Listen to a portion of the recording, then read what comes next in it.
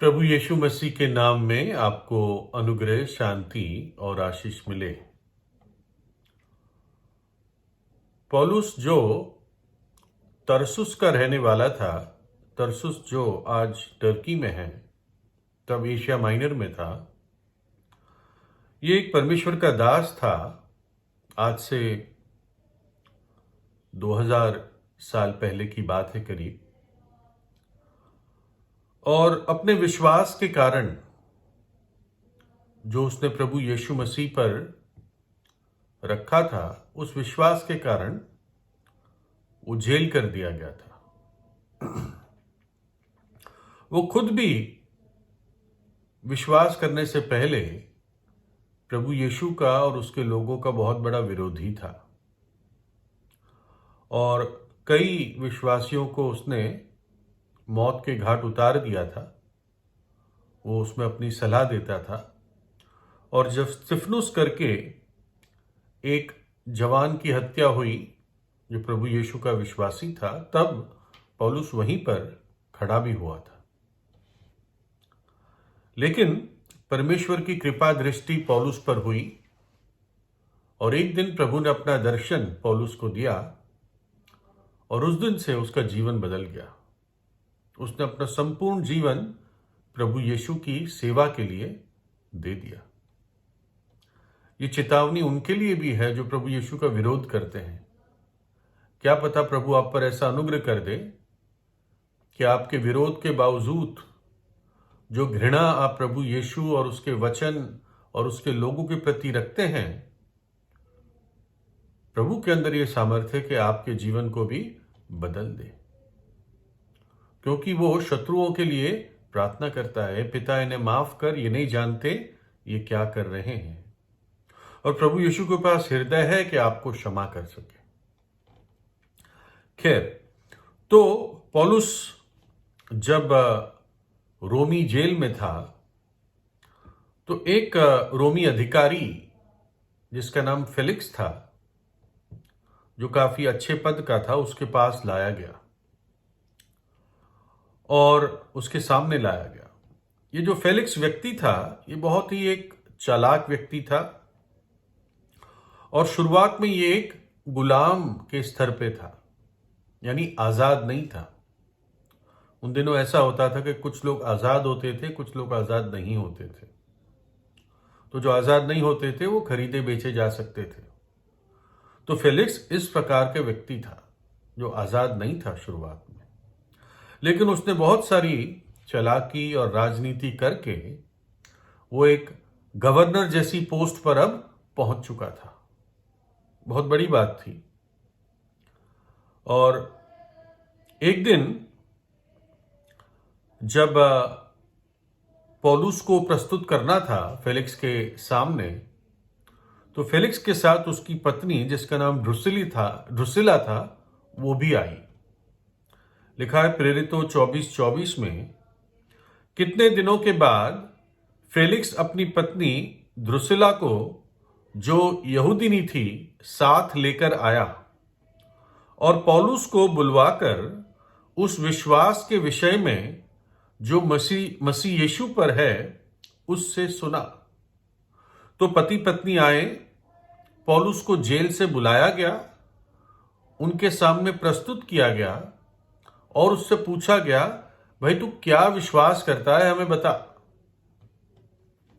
अब पौलुस इस पति पत्नी की कहानी को जानता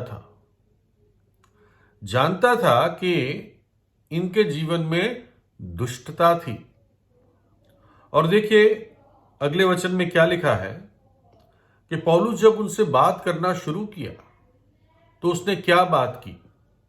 और जब वह धार्मिकता और संयम और आने वाले न्याय की चर्चा कर रहा था, तो फेलिक्स ने भयभीत होकर उत्तर दिया कि अभी तो चला जा, अवसर पाकर मैं तुझे फिर बुलाऊंगा।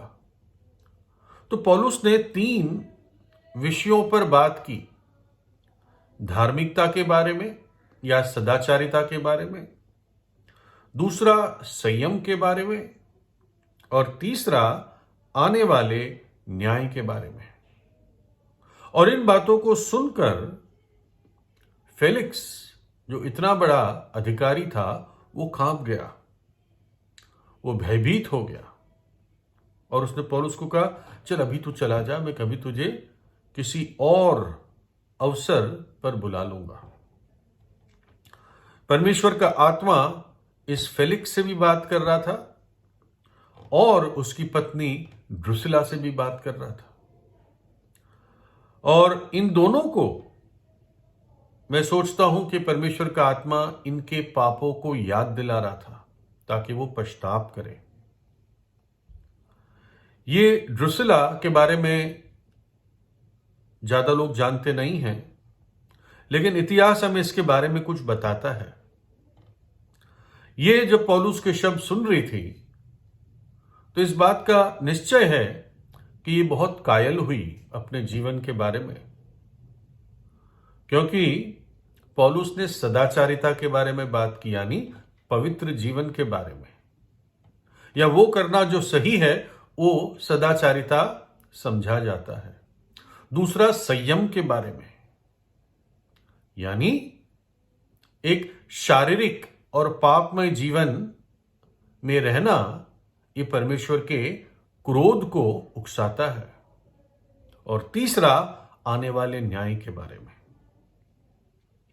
एक और स्त्री के बारे में पहले बताऊंगा जो परमेश्वर के वचन में जिसके बारे में लिखा हुआ है। वो विधवा थी और उसका एक बेटा था, और एक दिन वो बेटा बहुत बीमार पड़ गया और उनके घर परमेश्वर का दास जिसका नाम एलिया था वो आया हुआ था। लिखा है, इन बातों के बाद उस स्त्री का बेटा जो घर की स्वामिनी थी रोगी हुआ और उसका रोग यहां तक बढ़ा कि उसका सांस लेना बंद हो गया। तब वह एलिया से कहने लगी, हे परमेश्वर के जन, मेरा तुझसे क्या काम?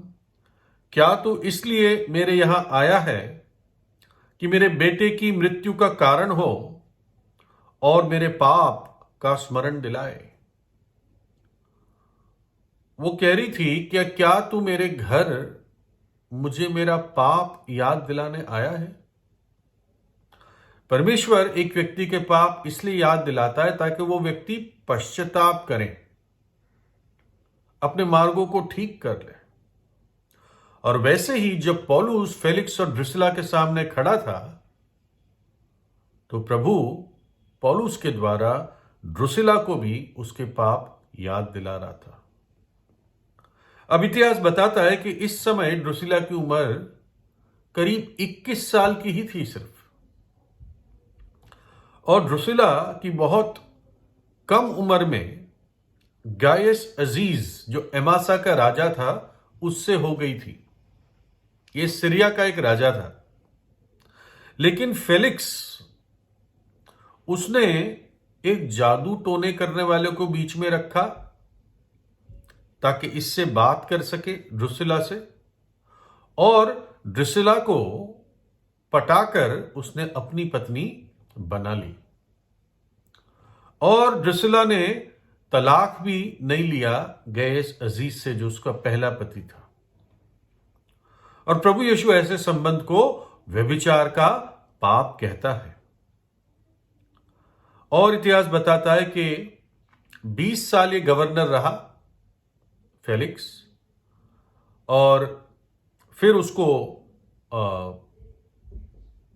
उस पद से आजाद किया गया, रिलीव किया गया, और फिर वो इतिहास के पन्ने से गायब हो जाते हैं।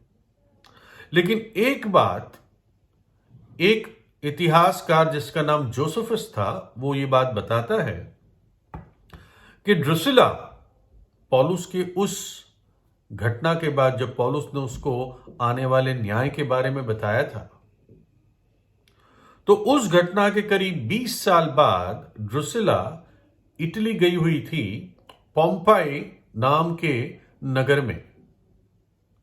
और पोम्पाई नगर के सामने ही एक ज्वालामुखी पहाड़ था जिसका नाम माउंट वेसुवियस था, माउंट वेसुवियस।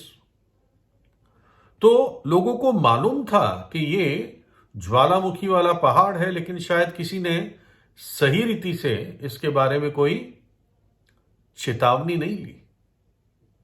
12,000 लोग इस पोम्पई नगर में रहते थे और इस पहाड़ से कभी कभी ऐसी आवाजें आती थी जो ज्वालामुखी फटने का संकेत देता था। और बताते हैं कि जब ड्रुसिला और उसका बेटा पोम्पई गए थे 78 ईस्वी में, तब ज्वालामुखी फटा और वो अपने बेटे के साथ उस ज्वालामुखी की राख और लावा के नीचे दब गई।